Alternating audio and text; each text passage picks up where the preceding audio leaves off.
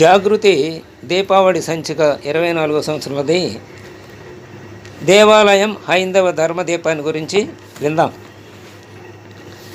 దేవాలయం హైందవ ధర్మానికి కేంద్ర బిందువు. దేహో దేవాలయ ప్రోక్తో సనాతనః అని ఉపనిషద్ వాక్యం. మానవ దేహం ఒక దేవాలయం. మన దేహ నిర్మాణం దేవాలయ నిర్మాణానికి ప్రాతిపదిక. దేవానాం ఆలయం యస్మాత్ తస్మాత్ దేవాలయం విదుహు అని. అంటే దేవతల నిలయమే దేవాలయం. మన ఆత్మ నివసించే దేహాన్ని అందుకే మనం పరమ పవిత్రంగా భావించాలి, పరిశుభ్రంగా ఉంచుకోవాలి. ప్రతి గ్రామంలోనూ తప్పకుండా 4 ఆలయాలు ఉండి తీరాలి, లేకపోతే అది గ్రామమే కాదు. విద్యాలయం, వైద్యాలయం, గ్రంథాలయం, దేవాలయం. అసలు భారతీయ సంస్కృతిలో ప్రతి వ్యవస్థ ఒక ఆలయమే అన్న పవిత్ర భావన అంతర్లీనంగా ఉంది. అందుకే శౌచాలయం ఇందుకు చక్కని ఉదాహరణ. దానికి కూడా ఆలయం అనే పేరు పెట్టారు. శుభ్రం చేసుకునే చోటును కూడా ఒక ఆలయంగానే భావిస్తాం. భారతీయ సమాజం చాతుర్వర్ణ్య వ్యవస్థ అనే 4 స్తంభాలపై పటిష్టంగా నిలబడి ఉంది. ఈ కులాల నడుమ ఒక సమన్వయం, సమత, ఒక సమరసత సాధించే ధార్మిక కేంద్రమే దేవాలయం. ఈ కులాల నడుమ సమత సాధించే ఉన్నత లక్ష్యంతో, సంఘ సంస్కరణ ఉద్దేశంతో చాపకూడు ఏర్పాటు చేసేవారు దేవాలయాల్లోనే. సుపుత్రుడు, కావ్యం, చెరువు, నిధి, అగ్రహారం, వనం, దేవాలయం అనే 7 మన ధర్మశాస్త్రాలు సప్త సంతానాలుగా పేర్కొంటున్నాయి. మన ఆలయాలు ధన నిక్షేపాలు. అనంత పద్మనాభ స్వామి దేవాలయం, ఒకప్పటి సోమనాథ దేవాలయం ఇందుకు ఉదాహరణగా చెప్పుకోవచ్చు. ఆలయాలన్నీ కళాసంగమ క్షేత్రాలు. శిల్పకళకి, సంగీత సాహిత్యాలకి, అలాగే కుడ్య చిత్రాలకి ఒకప్పుడు ఇవే కేంద్రాలు. దేవదాసి వ్యవస్థ నాట్యకళకి ప్రాణం పోసింది. గుడి శృంగారాది నవరసాలకి నాణ్యమైన కోడలి. మన ఆలయాల్లోనే భారతీయ నిర్మాణ శాస్త్ర మహా అద్భుత కౌశలం బహిర్గతమవుతుంది. బృహదీశ్వరాలయం, రామప్ప దేవాలయం, హంపి ఆలయ శిల్పాలు ఇట్లా ఎన్నైనా పేర్కొనవచ్చు. ఆలయం అన్నది ఆధ్యాత్మిక ప్రయోగశాల, ఆధ్యాత్మిక శక్తి చైతన్య కేంద్రం ఆలయం. భక్తి భావ నిలయాలు ఆలయాలు. ఏదో పవిత్ర భావన ఆలయం చుట్టూ ఆవరించుకొని ఉండటం వలన అవి హింసకు తావునీయవు. ఆలయాల్లో దాగున్న విప్లవకారుల్ని వచ్చిన ప్రభుత్వ సైన్యాలు వారు గుడి బయటకు వచ్చేదాకా వేచి ఉండటం మనం ఎరిగిన అంశం. అడుగడుగునా గుడి ఉంది, అందరిలో గుడి ఉంది, ఆ గుడిలో దైవం ఉంది అనే చక్కని పాట మన అభిమాన గీతమే. The temple of God is holy, which temple ye are అని ఆంగ్లోక్తి. ఆలయంలోనే ప్రార్థనలు, పూజనలు ఎందుకు చేయాలి? ఇంట్లో చేసుకోవచ్చు కదా అని కొందరు అడుగుతారు. ఆలయాల్లో వేదమంత్రాలతో శాస్త్రోక్తంగా నిత్య పూజలు నిర్వహిస్తారు. ఆ మంత్ర ప్రకంపనలు శబ్ద తరంగాలై, అక్షరాత్మకాలై గుడి గోడలకు హత్తుకుపోతాయి. అందువల్ల మనం చేసే ప్రార్థనలకి, పూజలకి ఆ ప్రకంపనల తరంగ ధైర్యం అంటే వేవ్లెంగ్త్ సంవదించి ఆ తరంగ ధైర్యం స్పందిస్తుంది. అవి దైవీయ స్పందనలకి కారణభూతం అవుతాయి. అందుకే ఇంటికన్నా గుడి పదిలం అనే సామెత ఏర్పడింది. ఆలయాలు కళా సౌందర్య దీపాలు, ఒకప్పటి విద్యా కేంద్రాలు కూడా. పూర్వం ఆలయాల్లో చరణాలు అనే వ్యాకరణ మంటపాలు ఉండేవి. జగద్గురువుల అనుగ్రహ భాషణ జరిగేది. ఈ మధ్య ఒక సినీ తార, ఒక సినీ హీరో వనపర్తి రంగనాయక స్వామి వారి గుడిలోనే పెళ్లి చేసుకున్నారు అన్న వార్త మనకు తెలుసు. అపర భారతంగా పేరుగాంచిన పలనాటి వీరుల ఆయుధాలు చెన్నకేశవ స్వామి ఆలయంలోనే ఉండేవట. కవుల కావ్యాల ఆవిష్కరణాదులు గుడిలోనే జరిగేవి. రాజులు రణ విజేతలై సమీప దేవాలయాల్లో రత్న తులా పూరుష మహాదానాలు చేసేవారు. నాట్యాల అరంగేట్రం గుడిలోనే జరిగేది. అంటే మొట్టమొదటి ఎవరైనా ఒకరు చక్కని నాట్యం నేర్చుకుంటే వాళ్ళ మొట్టమొదటి ప్రదర్శన దేవాలయంలోనే దేవుని ముందు జరిగేదన్నమాట. అందుకనే నాట్యాల అరంగేట్రం గుడిలోనే జరిగేది అని చెప్పారు. అది ఈశ్వరార్చనగా భావించేవారు. చిదంబరంలోని నటరాజస్వామి ఆలయంలోనే పతంజలి మహర్షి పాణినీయ వ్యాకరణానికి మహాభాష్య రచన చేశారు. మహేశ్వర సూత్రాలనే 14 వ్యాకరణాల సూత్రాల ద్వారా సకల భాషలకును జనని అయిన సంస్కృత భాష ఆ విధంగానే సుస్థిరపడింది.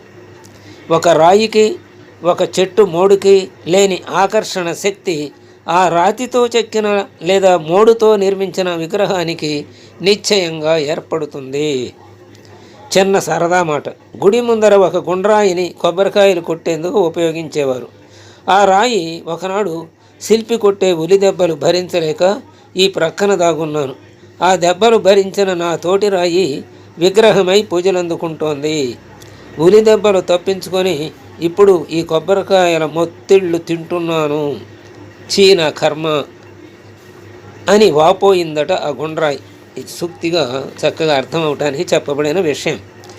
నాకు ఈ కథ వినగానే విగ్రహమైన శిల ఆస్తికుడు, ఈ గుండ్రాయి నాస్తికుడు అనిపించింది. ఒప్ప తప్ప మీరే చెప్పాలి. యంత్ర మంత్ర బలములచే విగ్రహాల్లోకి ప్రాణశక్తి ప్రతిష్టమవుతుంది. స్వయం వ్యక్త మూర్తుల తేజస్సే ఈ ఆలయాల కేంద్ర శక్తి. ఆలయాల్లో వెలిగే అఖండ దీపమే ఆత్మతేజం అన్నారు ఆంధ్ర వాల్మీకి శ్రీ వాసుదాసు గారు. కదిలడి వెల్పుల రూపులు వదలడి కన్నీరు వాని వలనంజమటల్ పొదలడి ప్రతిమలు వెలసని మొదలడి నొక్కొక్క గుడిని మేదినియుండున్ అని భాగవతంలో చెప్పారు. అంటే గుడికి ఆగమ శాస్త్రాలు పరమ ప్రామాణికాలు. భగవదారాధన చేసేవారు భగవంతునిలోనే లీనమవుతారని భగవద్గీత చెబుతోంది. ఆలయ పూజ మన ధర్మం. స్వధర్మే నిధనం శ్రేయ పరధర్మో భయావహ. దేవాలయోద్ధరణ అంటే సాంస్కృతిక పునర్వికాసమే. శ్రీశైల శిఖరం దృష్ట్యా పునర్జన్మ విద్యతే అని మనం శ్రీశైల శిఖరం నుంచి చూడగలిగితే, ఆ శిఖరాన్ని చూడగలిగితే ఆ నంది దగ్గర నుంచి మనకి పునర్జన్మ ఉండదని అక్కడ చెప్తారు కదా. ఆలయ శిఖర దర్శనం వల్ల పునర్జన్మ రాహిత్య స్థితి కలుగుతుందట. శ్రీకాకుళంలోని జీర్ణ దేవాలయోద్ధరణకై కాసుల పురుషోత్తమ కవి ఆంధ్రనాయక శతకాన్ని నిందాస్తుతి ధోరణిలో రచించాడట. ఆలయంలో ప్రార్థన చేస్తాం, కొందరు ధ్యానము చేస్తారు. ప్రార్థన మనం భగవంతునికి చేసే నివేదన, ధ్యానం భగవంతుడు మనతో చేసే మౌన సంభాషణం. ఆలయాలు మనం నమ్మగలిగితే ఎన్నో మహిమలకి ఆలవాలు. కొప్పులింగేశ్వర స్వామి ఆలయంలోని శివలింగంపై కొప్పుని చూపి పూజారి మాటని వాస్తవం గావించాడట భగవంతుడు.